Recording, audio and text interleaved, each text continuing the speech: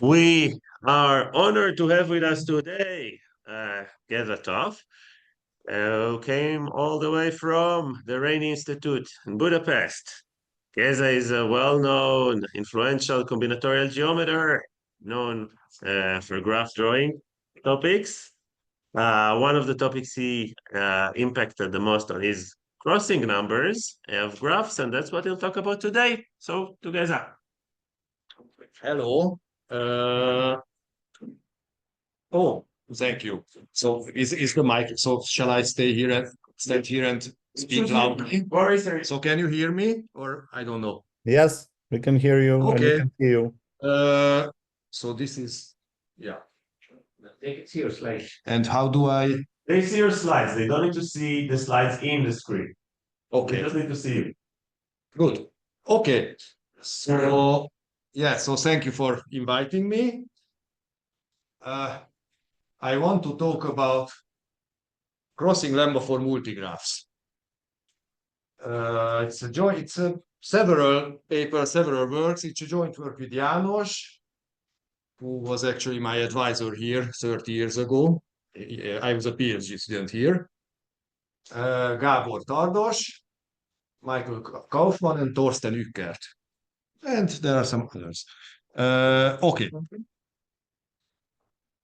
So, okay, so the first the definition.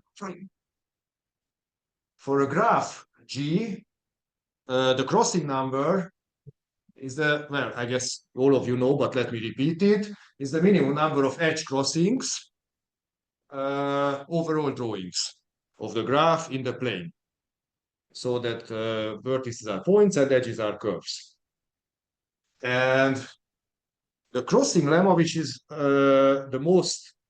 almost surely the most important inequality about crossing numbers, it's already 40 years old, is that for any graph with n vertices and m edges, where m is large enough, say at least 4n, the crossing number is at least a constant times m cube over n squared. So it grows like a cubic function as I add more and more edges. And this function, it doesn't look completely natural, but this is the truth. This cannot be improved. This is tight. So there are graphs with this crossing number, apart from the value of the constant. So this is the best lower bound you can say. The best constant, now it's not true anymore what is written here, but I didn't want to rewrite the slides. The best constant 2 months ago was 1 over 29. So 1 over 29 times m cube over n squared. That was the best constant by Ackermann. Now there is a better constant by Michael Kaufmann, who I mentioned at the beginning, and the student Aaron Bürgener. It's 27 now, 1 over 27. And it's a very long paper. It's getting harder and harder to make an improvement. Now we are approximately within a factor of 3 from the best constant possible, best possible constant. So 1 over 27. Okay. So why is it tight? Let's see first. The easiest example, so what does it mean it's tight? If I have a number n and the number m for vertices and edges, I can construct a graph with n vertices, m edges, and crossing number n over m cube over n squared. So lower bound cannot be improved. The easiest example is here. I cannot show, like I don't have I just show it like this. So there is no mouse. They see the screen like you see it. Yeah, I can see it. I can show it like this. Yeah. So this is here. This is the best. This is an example, not the best example, but this is an example. You just take a union of complete graphs, the same size, and if the size is proper, m over n, then it's very easy to see that since these blocks, these are complete graphs, they can be drawn disjointly, and you can easily see that the crossing number is at most m cube over n squared. Is it okay? So you have these small complete graphs, but clearly you can draw them disjointly, they don't cross each other. If you this is an example. Now here is a better example, but it's very similar. What is this? You take a square grid. Now I define a drawing. That was the first example is I just defined the graph. Now I define a graph together with its drawing, which shows that it has low crossing number. You take a square grid, square root n by square root n. You take a distance r. You set it properly so that you will have m edges, and you connect 2 points if they are closer than r. So you connect close points. So the neighborhood of each point is a disk of radius r. This is another example. It's very similar because you have also these complete graphs, but somehow they merged into each other. Somehow it's similar to the previous one in some sense. This is better in terms of the constant. It's also in m cube over n square, the crossing number. No, I don't go into the calculation, but you can easily, not easily. And actually, it was in our paper, and we did the calculation, and there was a mistake in it, which was noticed much later. So it's, I wouldn't say easily. Yes. Does how you measure distance change the constant? Like is it L2, L1, L infinity on the It's Euclidean distance. Oh, so Euclidean distance, and you set r to be as so that the degrees will be 2m over n. So basically, So that's 2 r squared times pi is right. So is it's 2m that's over what 2. I want. Okay? Yes? Shouldn't it be over like all drawings though? Because isn't that just one drawing? No, it's enough to show one drawing where there are few crossings, because the crossing number is the minimum number of crossings. Right. So it's enough to show one crossing, one drawing, one good drawing. Maybe there is even a better drawing, or I don't think so, but a little bit better, but I don't think so. Is it okay? So this is another example with a slightly better constant, 1 over 11 here, if you do the calculation. For the, yes? I have the same question. The theorem says that there exists a graph whose crossing number is at least this. The first one, Yes, this one. yes. No, it says that for any graph with m edges and n vertices, the crossing number is at least this much. For any graph, if you give me m and n, the crossing number is at least that much. And now I show you a graph with m edges and n vertices where the crossing number is that much, so you cannot have a better lower bound in general. M edges and n vertices and low crossing number. So the crossing number is defined as the minimum over all. Yes. Yes. Okay, and now this is this was quite complicated, but here is the same example. It's so the same constant was achieved with a much easier argument by Cabarka, Székely, Szingik, and Wang, but it's essentially the same thing. It's very surprising. Here it was a ugly calculation for the grid, but for this one it's very much easier to see what is going on. You just take n random points on the sphere and you connect 2 of them if they are close to each other. And again, you need some calculation, but it's much easier, just a much simpler way of saying getting the same constant. Okay, so it's started. Exactly the same, 1 over Yes, the same. There is an error term that's not exactly the same, but the main term is the same. So it's the same constant, exactly the same. Get 1 over 11 using random sum. Yeah. Maybe that's the answer. So, okay, so the question I want to investigate here is that now we have the crossing lemma. The question is, does the crossing lemma hold for multigraphs? Yes? Sorry, but consider in the Lanessu, something like for any regular point set in some regular in some sense, you still have 1 over 11 or So how are the edges? I mean the same distance is less than r, but the points is For example, a triangular grid or something else. and any regular. I think you get the same. If it's uniform, the set is uniformly distributed. I mean, then you get the same constant. Yes, it's not important that it's a square grid. Or any other. Yeah. Then say the one. Yes. So the question is, does the crossing lemma hold for multigraphs? What is a multigraph? Multigraph is that now we allow parallel edges and loops. And I can even stop the talk here because the answer is no. So no, of course it doesn't hold. There is no such theorem as I know the number of vertices and know the number of edges, and to give a meaningful lower bound for the crossing number, the best lower bound I can say is 0. Because it will connect. Yes, I just take one vertex and a lot of loops, or two vertices and a lot of parallel edges. So there is no such thing in general. Laszlo Székely proved a weaker version. So the question is, what other conditions do we have to impose in order to have some meaningful bound instead of 0? The first one was by Laszlo Székely. If you assume that the edge multiplicity is at most k is a new parameter, a third parameter, edge multiplicity is at most k, then you have a very similar bound, m cube over n squared, but you also have this k in the denominator. So it's a much weaker bound. And it's a very easy application of the previous. There is nothing too much new about it. So it's a weaker bound. And it works with the same C. He had a relatively complicated proof for this, but now there are some easier proofs for the same thing. So you can adapt the proof of the crossing lemma for this version where the multiplicity is k.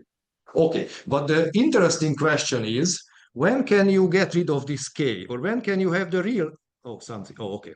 When can you have this m cube over n square bound? What other conditions would you need? Or something similar? What other conditions do you need to have something better, something stronger? That's the question. First attempt. Or the second actually, because we already had Székely's attempt. So obviously you want to avoid parallel edges just going next to each other, right? Because once you are allowed to draw two edges next to each other, you just draw a lot of edges parallel, and okay, we are in trouble. But combinatorially different. Yes, yeah. So, but first, yeah, but that has many different ways of saying. So suppose first that that there is between any two parallel edges there is at least one vertex, so they are not just copies of each other. Then this bad situation is ruled out, right? You cannot draw these parallel edges. The question is it enough? Can we say something now? I mean, is there a crossing lemma like this? M edges, n vertices, and this assumption that between two parallel edges there is always a vertex. Is it okay? No, it's not okay. Here is an example. It's still not enough. Here is an example. So here you have n. So the vertices are in 3 lines. And it's like a complete bipartite graph between class A and class B, but each edge is drawn in n, or n over 3 actually, n over 3 different versions. The difference between the edges is that how does it cross the middle line, B? There are n possibilities for that, n over 3 possibilities, right, for each edge. So this graph, so I connect any point in A with any point in B in n over 3 different ways. Parallel edges. That satisfies the condition. It has roughly n cube edges. And if you calculate, and it has roughly n to the 6 crossings, because any two edges cross more or less a positive fraction. Some of them cross twice. It has roughly n to the 6 crossings. But if you apply this m cube over n square bound, the crossing lemma bound, you would get n to the 7, sorry, n to the 7. So the crossing lemma would say we should have n to the 7 crossings, but we have only n to the 6 crossings. So something is still wrong. This condition by itself is not enough. That there is a vertex between any two parallel edges. Something else is necessary. Okay, so let's try three conditions now. Let's see what happens. Three conditions. We called it separated, which is the previous condition, that between any two parallel edges there is a vertex. Locally star-like, well, that's how we called it. Locally star-like means that adjacent edges don't cross. So if you look from a vertex, you see like a star. That's locally star-like. And the third one is single crossing, which means that independent edges cross at most once. So these are three natural conditions. Let's see what do we need? Your previous example satisfied the conditions, no? No, because The first one. it didn't satisfy 2 and 3. Because so here you have two edges which cross twice. Between two, no, so this, maybe I draw a picture here. Or is it okay? Yeah, of course. I just draw a picture in one of them like this, and there is another edge like this, they cross I'm twice. sorry, I don't know this topic. It's not possible. It can be proved that it's not possible to draw a session what they don't say in that case. Yeah. Yeah, If needed. that's we will see. Yes, and also adjacent edges will cross. So even the I don't know, the other condition is not satisfied because it's also possible that there is an edge like this and there is an edge like that, because each of these edges are crossed drawn in all versions, right? So both of them are violated. Both 2 and 3 are violated. So this rules out the previous example. So in the third condition, you don't count the topological number of intersections. That's just one. If they intersect, This one, yeah, it's not it's a topological. condition. Any two edges cross at most once. Any Yeah, two but disjointed. if they cross twice, Then it's not in you this can't- category. It's one or it's a zero. You know, like this, the from your first figure. It's two.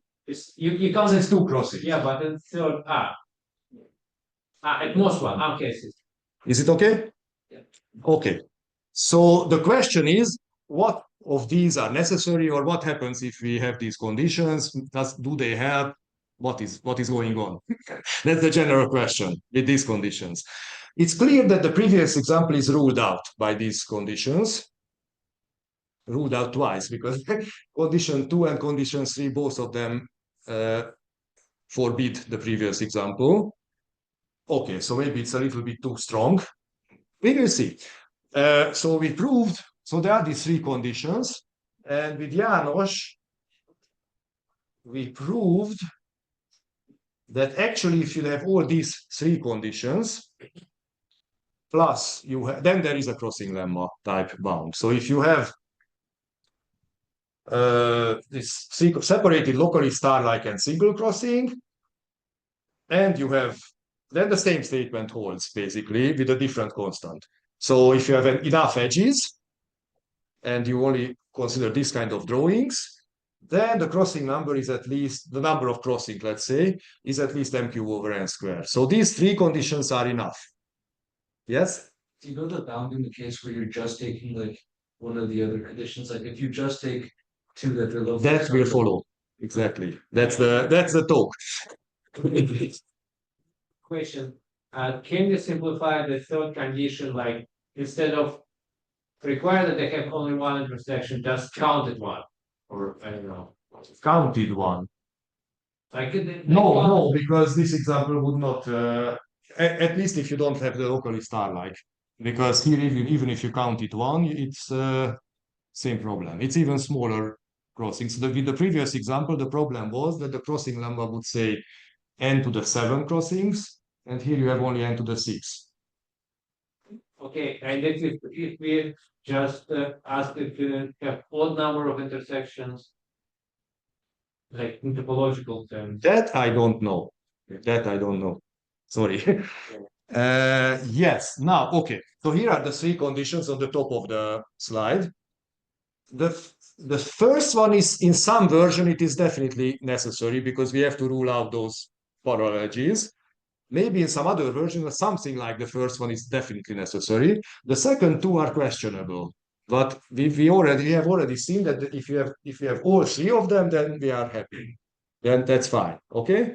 And then we proved that even if you have only the first one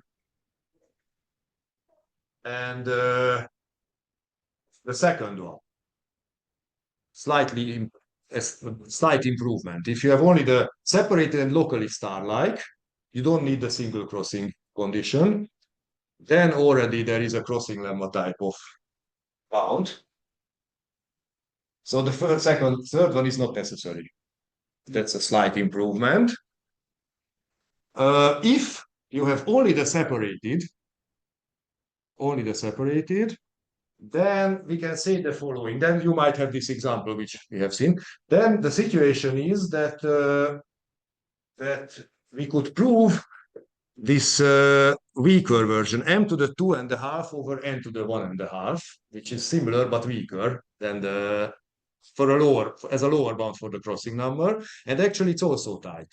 So this is the situation in this case. I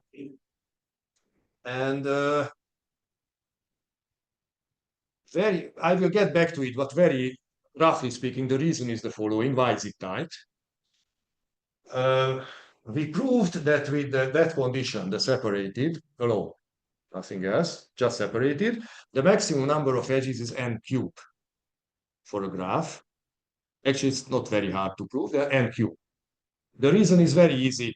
The reason is that if you want to connect two vertices, you can only connect them n times, because between any two there is a vertex, no more than n, if this is the condition. So you have at most n cube edges. And so basically this was a tight example which I have showed you at the beginning. And if you take proper size union of extremal graphs, so not complete graphs, but graphs which are extremal in this sense, then it is easy to see that it has crossing number m to the 2.5 over n to the 1.5. Just like at the beginning when I showed you a crossing lemma is tight because you can take disjoint union of complete graphs. Here, instead of complete graphs, you take extremal graphs. Disjoint union of extremal. Then there is a little calculation, but it's easy to see that it has crossing number m to the 2.5 over n to the 1.5. Okay, so this is the situation if you have only the separated condition. Now it is still a question, what happens with separated and single crossing? Does it help? Yes, but we don't know exactly the truth, but it does definitely helps. So if you have separated and single crossing, but not necessarily locally star-like, then the maximum number of edges of such a graph is almost n squared times log n. Actually, we don't know, but that's an upper bound for the maximum number of edges. Maybe it's n squared. That's what János, Jacob Fox, and Andrew Suk would prove, that at most n squared times log n edges. And there is a strong connection between the maximum number of edges and the bound for the crossing number. We will see later how to prove these bounds, but they could prove almost m cube over n square as a lower bound. There is this little log factor, a little problem, but almost true, almost m cube over n square. So almost the crossing lemma with some log factor problem. Would the top log factor go away if the bottom one went away? Which one? This? Yeah, if you improve the bottom one. If I improve this log, then this will be also improved. If this goes away, then this goes away. Yes. Yeah. Is it okay? Yeah. So this is the situation with these kind of natural conditions. What else can we say? Let's see now some more general. Let's see that the other question was, what are the weakest conditions possible to have some kind of guarantee for the number of crossings, some crossing lemma type of statement. Up to this point, I always assumed, I don't have to rotate it because I just show you that. Up to this point, I only assumed this. This was the main condition, right? That between any two edges, parallel edges, there is a vertex, so that they are not same edge just multiplied. But there could be weaker conditions. I can allow some more definitely somehow you always have to rule out this, right? That has to be ruled out, that you just draw many edges next to each other somehow. But there is a weaker condition which rules it out. So I say that the topological, let's say, multigraph is that I consider those vertices as holes in the plane or on the sphere, as you like. And I say that no two parallel edges are homotopic. So you cannot continuously deform one edge to the other. That's a much weaker condition than just this. There are many other ways of drawing edges so that none of them are homotopic, not just this way. So self-crossing is allowed. Edges can go around, all kinds of complicated pictures are allowed, but no two parallel edges are homotopic. Actually, no two edges are homotopic at all, because if they are not parallel, they're not homotopic immediately. Sorry. What's the difference between this homotopic thing and this whole? Which one? You allowed to self-intersect. Yeah, for example, Before that you didn't allow to self. for example, this edge and this edge are not homotopic. You cannot but deform they- one of them to the other. Yeah, but the problem was Something happened with them. Yeah, you allowed the loops. Yeah. Okay. Or for example, this could go like this, for example, going around this vertex several But- times. Was it allowed in the first version or No self-crossing was allowed in the first version. this is okay? Just non-homotopic. So in the first version, it was obvious what is the length defined by parallel edges. It's defined, the two edges together decompose the plane into two regions, inside, outside, let's say, if it's the plane. Here it's more complicated. You can have all kinds of strange things. Let's see. Right, but the first version, as before, I guess it was better because it said between any two edges there is a vertex. Yes, and And that's, I guess, yeah. Okay. Now, first of all, it's easier to see what happens as we have seen there is the maximum number of edges and the bound for the crossing number, and there is a connection. Let's see what is the maximum number of edges. So in some sense, it doesn't matter if we are on the plane or on the sphere. I mean, the two problems are kind of equivalent, depends on one extra vertex. Let's assume that it's in the plane. That does like sphere plus a vertex, whatever. The maximum, if we have at least two vertices, then the number of non-homotopic edges can be infinite. You can draw as many edges. It depends how many times do you go around the other one. Then you go back. So, right? So you can draw infinitely many or arbitrarily many loops from one vertex, which are non-homotopic. So it's an interesting phenomenon. So far, it was always bounded by n squared or n cubed. Now it can go to infinity with this condition. What happens with the crossings? Now it doesn't work. the count like the growth, right? Just a second. Now there is a much more serious problem. No, it's good. No, So what do you, yeah? now you so the function. Self intersection also counts for the many edges we pay because we have more and more crossing. So it's still not obvious how far can we go because you can have arbitrarily many non-homotopic edges, okay, but we will have more and more crossings. So it is not hopeless to say something, right? If you can add non-homotopic edges for free without crossings, then okay, then I can stop here.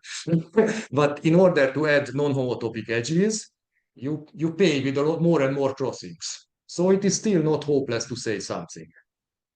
Okay.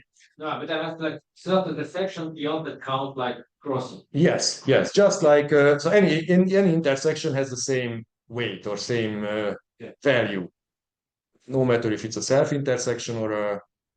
And I assume that three edges don't go through the same point, even if it's the same edge. So if one edge cannot go, if it intersects itself many times, it's not on the same point. Or I count it with multiplicity. It's also a possibility.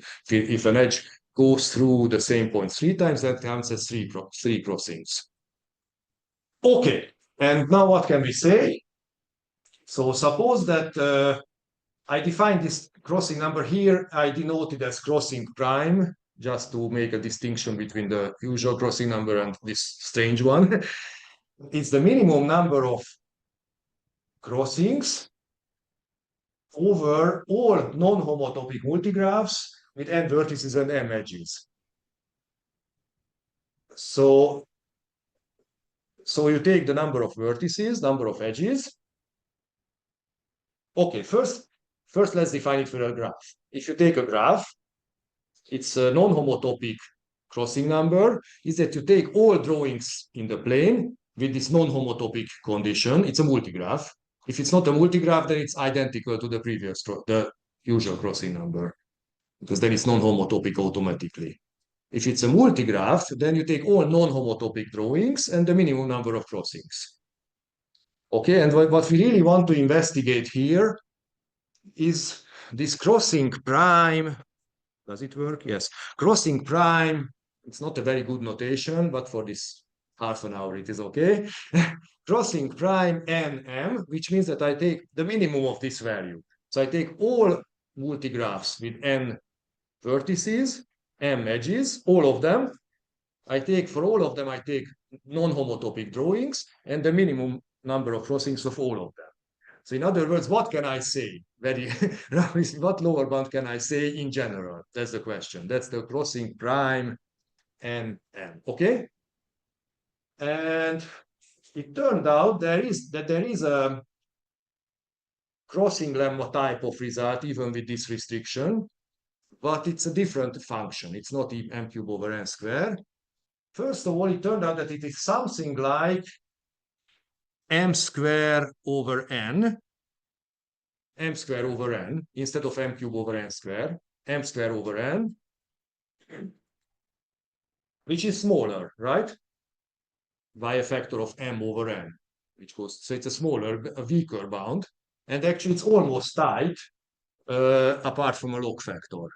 So that's almost the best you can say in this condition. M square over n or m square over n times this log factor. Moreover, we also proved that this m square over n is definitely not the best possible. If you fix n and m, the number of edges goes to infinity, then it's m square over n is definitely not the best you can say. Its coefficient will go to infinity somehow. So you can say something better, but we didn't want to. I will show you what is this function. It's terrible. But it's bigger than m square over n. That's the point. Okay? M square over n times a terrible function. Very slowly growing function. That's not the truth, but that's what we could prove. So in other words, you can say that if you fix the number of vertices and you add more and more edges, and you always take this non-homotopic drawing, then more or less, not just that on the average, any two of these loops have to, or edges have to cross each other, so m square, but typically they will cross more and more, many times, which also goes to infinity. Typically they will cross logarithm times. A lot of crossings. That's what it shows. Oh, and here is the function. Okay, I thought it will be later. I mean, the best we can prove. There are some other related results which I will show you. The best bound you can put in this second theorem using some other results is m squared times this variable function. Okay? So now I will show you the basic ideas of these proofs, just the basic how to proceed, what to do. So first of all, there was this here is the weakest theorem, or the first theorem. If we have these three conditions separated, locally star-like, and single crossing, then we have this usual bound m cube over n squared. That was the first one. How to prove it? Let's try the most natural way. We will fail, unfortunately, but let's try anyway. I just tell you in advance. Not to be very optimistic because we will fail. So let's go back to the usual crossing lemma. Here is the usual crossing lemma. See, it's a simple graph, so no parallel edges, loops. Then there is this m cube over n square bound, right? That's the usual one. How to prove it? Here is a proof. I guess you know it, you have seen it or no. Then I go over then I go over the proof. That's a very well-known proof. And somehow some people attribute it to, I don't even know who, Emo Welzel and some others. Some people believe that it is folklore. In some papers, it's not folklore. It's a very well-known proof now, and it's really beautiful. It's a beautiful, very easy proof. Then I go over this proof. So now we have a simple graph, no parallel edges, no loops. N vertices, M edges. And I want to prove that the number of crossings is at least m cube over n square. Then it will work. Let's see. The first observation, 3 steps. The first observation is that if the crossing number of a graph is 0, what does it mean? It's a planar graph. Then it has only a linear number of edges, 3n minus 6 in this case, right? That's okay. Second step. If we have more edges, say we have more than 3n edges, the 6 doesn't matter. Let's ignore the 6. If we have more than 3n edges, then then there is at least one crossing, right? It's not planar, but actually there will be at least as many crossings, m minus 3n. So as much as I am above the threshold 3n. Okay, for example, if I have 4n edges, I will have at least 1n crossings. How to prove it? Let's see, because we want to apply it later. By induction. Suppose we have on the number of edges. Let's take a graph which has more than 3n edges. Then there is, let's take the best drawing. There is a crossing, right? Because it's not planar. Here is a crossing. Let's remove one of these edges. Now I have one less edges, and one less crossings. Maybe more than one, but less crossings. Let's apply the induction hypothesis, m minus 1 minus 3n plus this one crossing, which I just eliminated. So it's just an easy induction. It's okay? Easy induction on the number of edges. Okay, and now comes the interesting part, this random sampling. So you haven't seen it, because then I explain it if you don't know it. Okay, so this is the interesting part. Interestingly, from this m minus 3, and this is a linear bound, right? I will somehow blow it up and it becomes this m cube over n square. The method is the following. Suppose that I have a graph which has more than 4n edges. So there are lots of crossings in the picture. I will apply this second bound, the point 2, so this linear bound, for a random subgraph. For all, you can also say that I apply for each of these, each subgraphs. You can also say it this way and add them up. So I take a random sample of the graph the following way. Here is the drawing. I want to prove that there are many crossings in the picture, right? M cube over n square. I take each vertex with probability, doesn't matter, p. Each vertex with probability independently. Now I get a random spanned subgraph. How many vertices does it have? Typically, p times n, right? How many edges? P squared times e. P squared, because you have to have both vertices to have the edge. P squared times n, okay? What about the crossings? One crossing will stay in the picture only if I chose all 4 vertices, right? So the number of crossings will be at most p to the 4 times the crossing number. And actually, it's also possible there are even a better drawing of that graph. So it's just an upper for the crossing number. Maybe there is something better. So the crossing number of G prime is at most p to the 4 times crossing G. And now we just apply for these expected values, we apply the linear bound.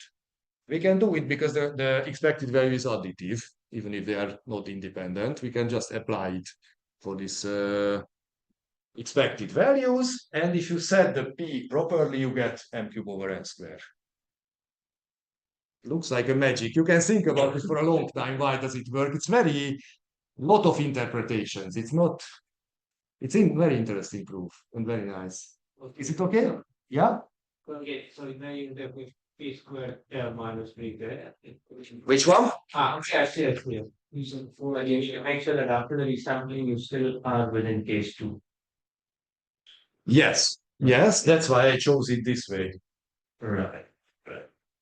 Yes. So the expected number of edges compared to the number of expected number of vertices will be approximately 4 times. So the average degree will be approximately 8. So approximately the expected, so the m prime, sorry, will be approximately 4 times n prime, if you do it with these parameters. And then optimize the strategy, probability strategy to choose the subgraphs, you can get the better bound, or A little bit better if you choose instead of this, you choose 4.5. That's the best. Then you get a slightly better constant, but then it doesn't hold from 4n, but it holds only from 4.5n. So that's the best constant you can get. How much you have 1 over what?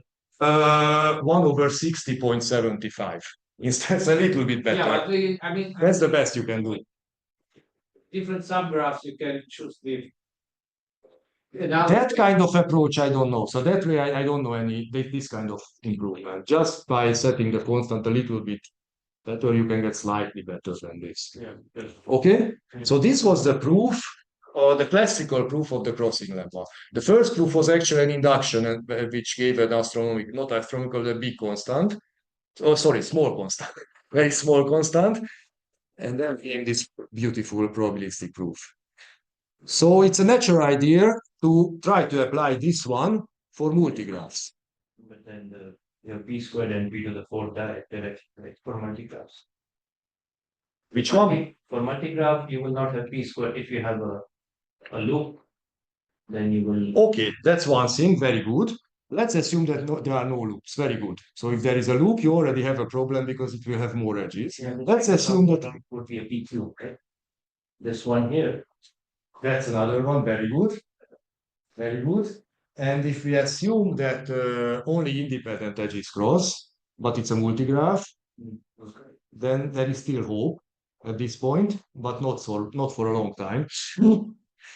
Very good observation, yes. So if there is a loop, then it collapses immediately. If adjacent edges can cross, okay, again.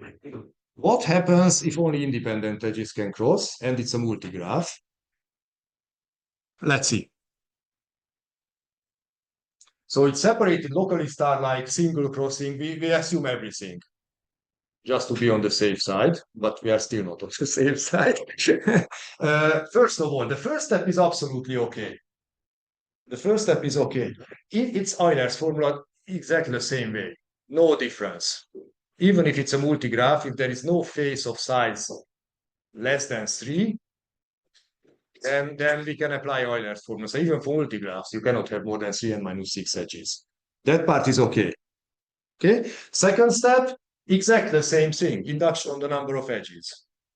What did I use? I used that there is a crossing. I remove one edge, one less crossing, induction.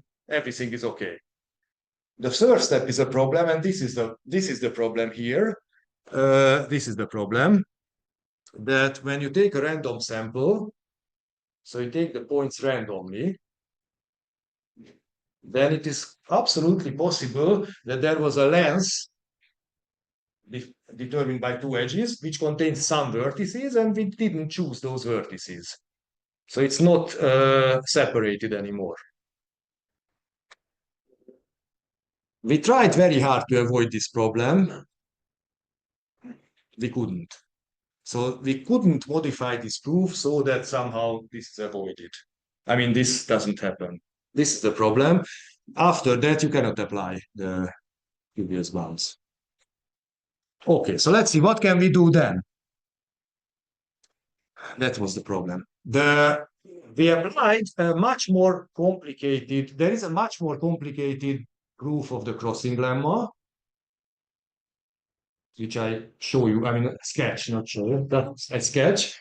That can be applied. That can be generalized.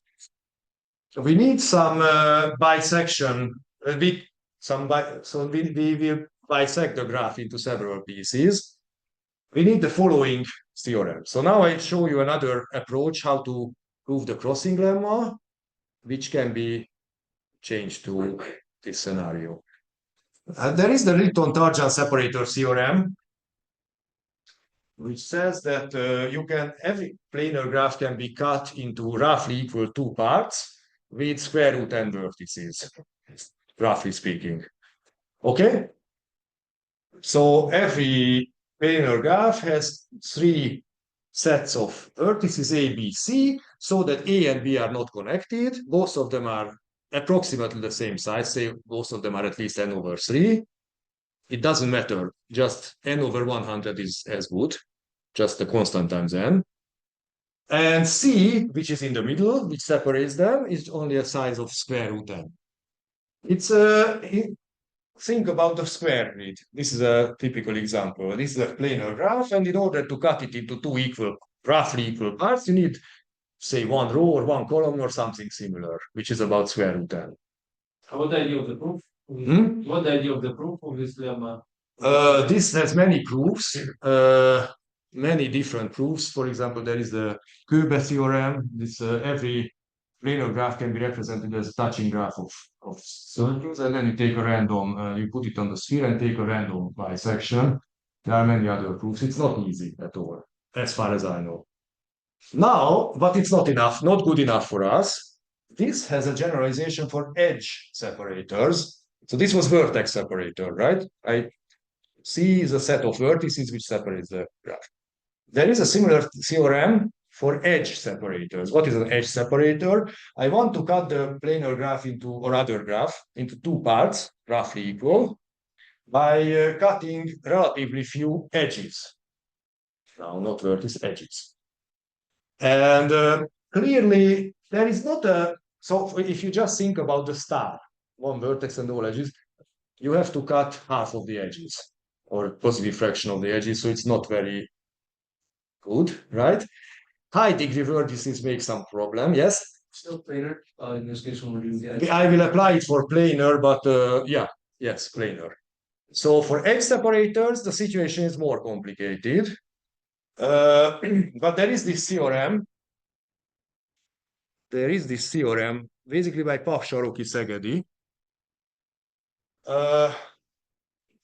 If it is, well, first of all, if it's planar, you asked me if it's planar. If it's a graph is planar, it's enough to have roughly, instead of square root n, you will have square root of the sum of the degree squares. That replaces the n. So in other words, those vertices which have high degree count more. Like a vertex of degree 10 counts as 100 vertices in some sense, very roughly speaking. Okay? So It's kind of Pythagorean. looks like, but I don't think it has anything to do with it. Maybe. I don't know. I don't think so. So every planar graph has an edge separator of size. Size means the number of edges. Some constant times square root of the sum of the degree squares. That's the theorem. And it has a generalization for non-planar graphs. Then you have this additional term, square root of the crossing number for non-planar graphs. Okay, it's a consequence of the previous Lipton-Tarjan separator theorem, but again, it's not very easy. I think I don't have time to explain the ideas, but it comes from the Lipton-Tarjan separator theorem by some very nice modifications. This can be deduced from Lipton-Tarjan. Okay. And then the crossing lemma, don't worry, I don't go into the proof, just the strategy. What is the strategy? Now we have this theorem. Oh, by the way, typically, just for this talk, and actually this is the situation, typically if the crossing number is high enough, it's easy to see that this is a lower order term than this one. So from this point, forget about the sum of the degree squares, just for simplicity, okay? Just forget. And you are almost right.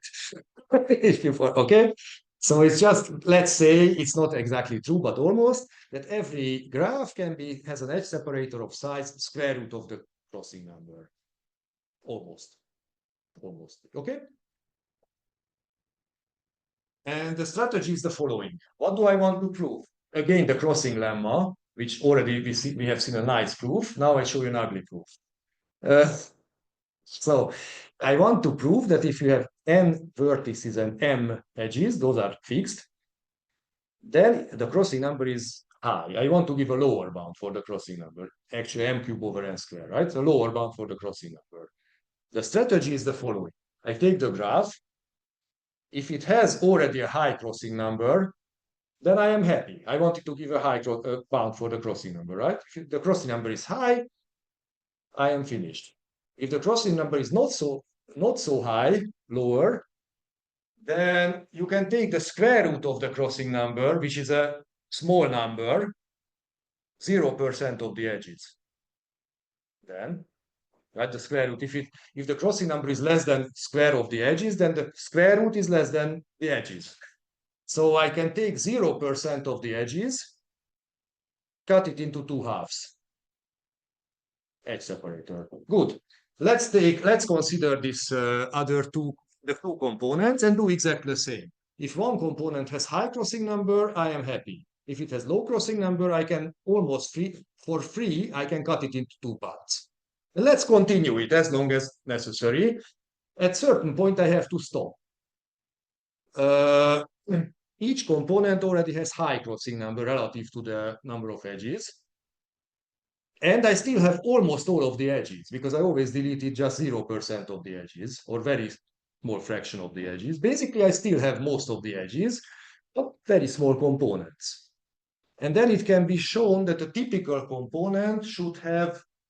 So basically, I arrived to the example which I showed you at the very beginning. Typically almost complete graphs of size m over n. Cannot be smaller because then they cannot have enough edges because the average degree is still m over n. Okay? And when I stopped, I have this example, and that can be shown if that you just add up the crossing numbers of the blocks. Okay?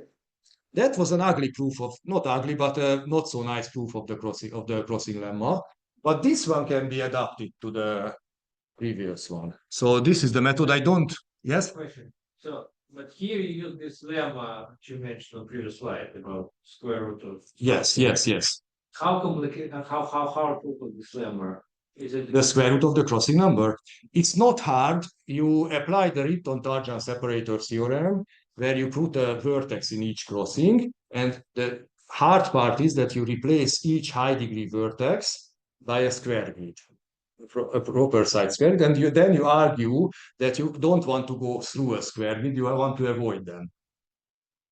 That's and actually you use a weighted version of the Lipton-Tarjan separator theorem. But the main idea is, the main new thing is that you replace each vertex by a square grid, and you argue that you don't want to cut any square grid into 2 parts. It's much better to avoid it. Essentially that's the proof. And therefore it goes back to an original separator because you don't want to cut a vertex into 2 parts. Okay? Okay. So this was the proof, and this can be adapted to our case. So far I talked about simple graphs, but now let's see, the same thing works for multigraphs. The main thing is that you want to prove this bisection width theorem, this edge separator theorem for this special multigraphs. have to or want to adopt this proof for the multigraphs, and the point is that it can be done. I didn't go into the details. The proof of this bisection width thing. But just a couple of words, how you do that? Avoided thing. That I don't want to go into the detail because then I cannot get to that. But the point is that you consider that planar graph, which I told you, vertices in the crossings and square bits for the high degree vertices, and the separator, which is given by the Lipton-Tarjan separator theorem, can be described as a curve which goes on the drawing, and it's some calculation shows that it is better to not to go through. You don't have to notate it, just read. It doesn't want to go like this. That it's better to go this way and correct it in some other vertex. So the same, It's a calculation. the same thing works. So the same. Here, the same proof works. The same approach will work. It doesn't matter that it was a multigraph. It never appears. The same approach works basically. And the interesting thing is, which is unnecessary here, that actually the separation given by this theorem is really a physical curve. It's very important here. So what do you want to do? Here is a drawing, and you want to delete some edges so that it's two components, right? And the way you cut is really a curve. Really, you draw a curve in the plane, and those edges which are cut by the curve, those are the edges you have to, there's inside and outside. So the most natural thing will happen, basically. Why is it good? Because of this picture. You cannot remove a vertex from a lens. If you want to remove it, then you cut one of the edges. That's the point. Okay, now let's go faster. Is it okay? So this was the proof, and then the same, this recursive cutting thing works. That's the point. Okay, now this I skipped. It's just in more general setup. You have very similar theorems for more general drawings. Just there are some very similar technical conditions, and then you have a very similar statement. Let's skip. It's really the same, basically. And maybe 5 more minutes about this part. Okay, non-homotopic. So this is the most general thing, that you draw the edges so that the only condition is that no two of them are homotopic. And so then you have this lower bound m square over n, and the upper bound is almost the same with the log factor. The only thing we use for the lower bound is the following strange theorem. If you draw a non-homotopic multigraph so that there are no crossings by disjoint edges, but there can be crossings, self-crossings are allowed. So it's like a very strange, almost like the planar graph, but self-crossings are okay. Strange thing. Self-crossing is okay, other crossings are not okay. Then it has a linear number of edges. And then it's just Turan's theorem. If you have many edges, then among any 4 and minus 2, there is a crossing. I mean, two disjoint which cross. And then you just apply it. It's a Turan's theorem, which says that if a graph doesn't contain a complete some subgraph, then there are not many edges. So many edges are missing. Positive fraction. Anyway, so it's Turan's theorem. That was the only observation. Here is a construction for the upper bound. So if you give me the number of vertices and the number of edges, then I do the following. I take these two triangles. This is just an easy construction, 1 minute.